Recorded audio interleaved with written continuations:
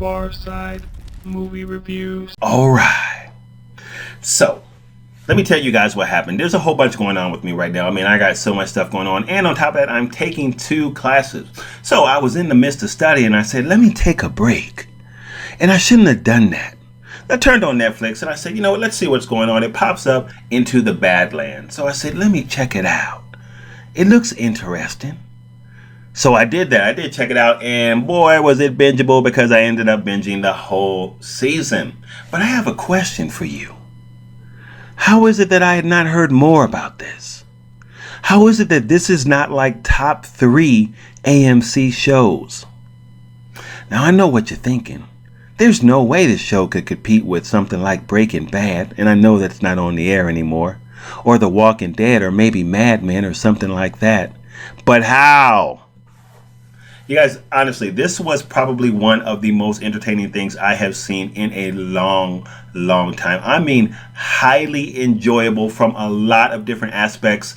If you have not seen Into the Badlands, then you need to check it out. So I'm all set up over here because I want to tell you who stars in this thing. So it stars Dainel, Amaramis Knight, and Ali, I believe you pronounce that last name, Lonitis. It's created by Al Goa and Miles Miller, and it's fabulous. But here's the thing. The setup or the scenario is very familiar. Yeah, you guys, so it's set up in a dystopian future. I mean, we've seen a lot of stuff like that. Everybody's talking about Logan, that has that same setup, and this is no different. That same type of setup, but the way that this thing is produced and the way that this narrative is written is so interesting. Plus, they've added a wrinkle that really makes it a cut above a lot of things I've seen on TV, a lot of things.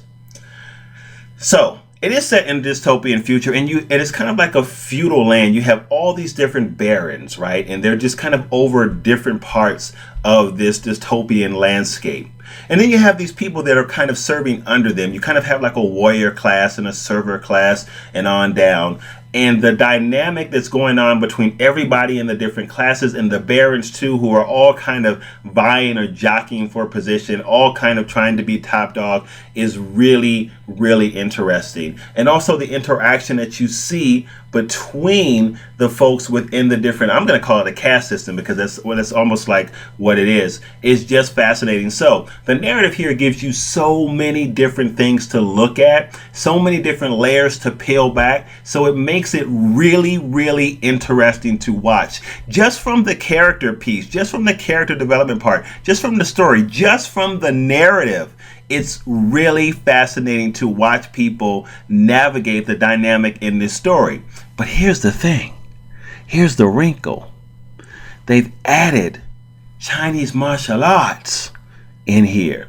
Now, if you've ever seen anything on screen, think about all the martial arts movies, or not purely martial arts movies, but movies that have had fight scenes in it, that have had martial arts in it. The most dynamic, the most beautiful form of martial arts to watch is Chinese martial arts.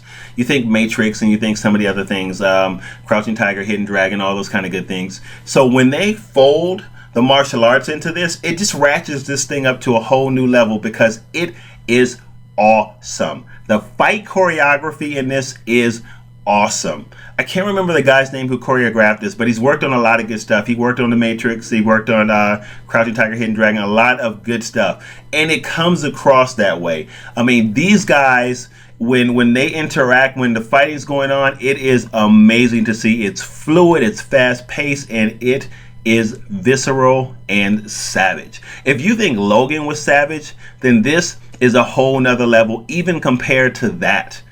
I mean, it is amazing what they do with the weapons, what they do with the hand-to-hand combat, and there is also kind of a little bit of a supernatural element folded into this story as well. I'm telling you, there's so much going on here that makes this so interesting, but it's all wrapped into and woven around this great narrative. So I promise, if you start watching it, you better make sure that there's nothing pressing for the next 6 or 7 hours, because you're gonna watch the whole season.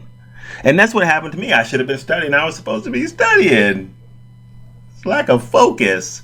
But I'm telling you, man, I started watching one and I got pulled in. Into the Badlands is definitely one of my favorite, if not maybe Well, let me walk that back. Let me walk it back. It is, well, no, you know what? No. I'm going to stay with it. It's definitely one of the favorite things that I've seen on Netflix.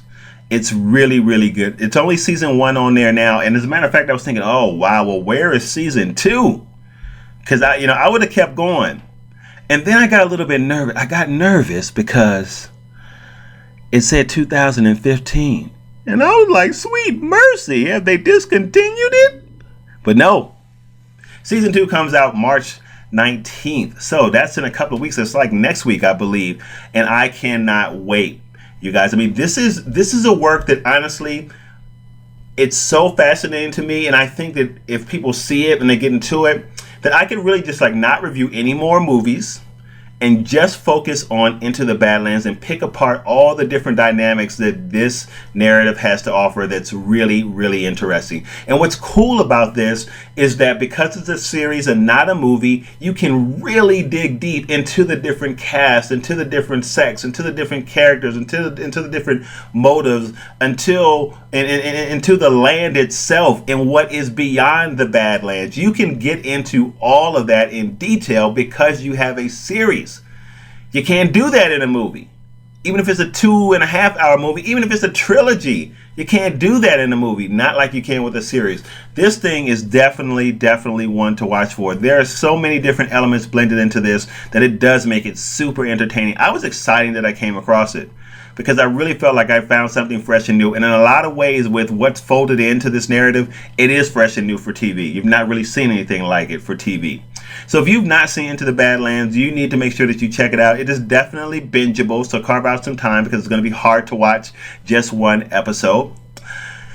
All right, you guys. So listen, I'm doing my first Q&A Farside Movie Reviews. We have hit 400 subscribers. We're actually almost at 450 now. So I'm excited about it, guys. Please ask me a question. Ask me anything you want to ask me. Nothing's off limits.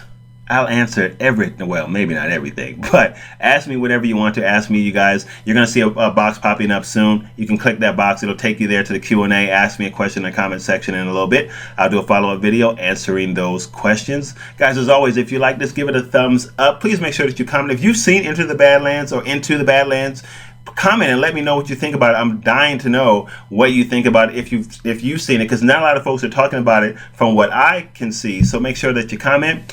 And what else do I want to say? Make sure that you subscribe. You'll see a little button with me like leaning forward like this and a little blue circle. You can click that to subscribe. There's some text at the bottom, I think, that says subscribe here as well. You can click that to subscribe as well. Guys, thank you so much. Don't forget that Q&A video. Hop over there and ask me a question. And with that, I will see you on the next video. Bye-bye.